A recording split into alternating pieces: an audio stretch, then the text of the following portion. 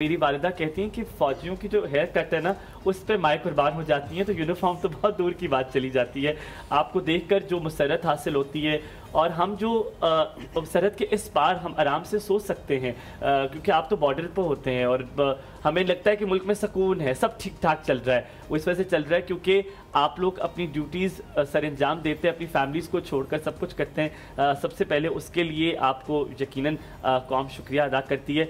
Sir 1965 की बात करेंगे, जब दुश्मन ने 3:45 पे सोच लिया था, बार-बार हमने दोहराया और हमें अच्छा भी लगता है कि वो कह रहे थे कि जब खाना में चाय पी जाएगी, वो चाय क्या, वो तो कुछ भी ना पी पाए और सारी ज़िंदगी के लिए उनकी चाय से वो महरूम हो गए। अगर 1965 पे अगर थोड़ी सी रोशनी डालें तो आपसे इस बारे से बात करें। देखिए, हिस्ट्री हैज़ प्रूवन कि पाकिस्तान और पाकिस्तान की अफवाज कभी भी किसी जंग को दावत देने वालों में नहीं रहे।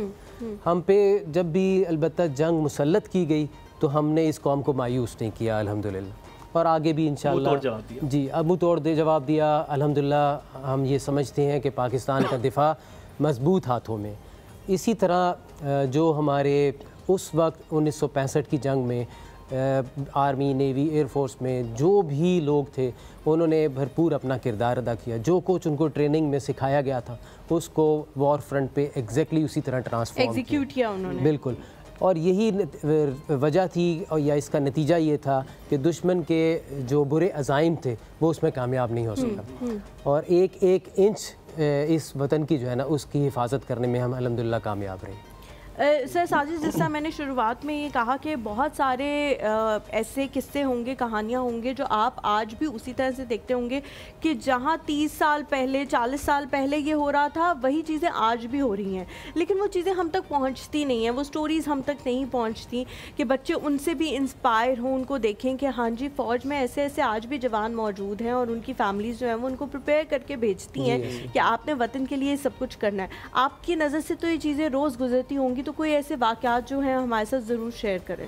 जी देखें, जैसे आपने कहा ना, ये जनरेशन टू जनरेशन ये लोगों को याद रखने के लिए, जैसे हुमायूं ने शुरू में भी कहा कि specially schools, colleges, university level पे बच्चों को ये एजुकेट करने की ज़रूरत है कि how tough times we have been through. तो उन टफ़ टाइम से हम कैसे गुजरे, कैसे कामयाब हुए, क्या लेसन्स लर्न किए हमने जिसके से हम फ्यूचर में हेल्प हासिल कर सकें।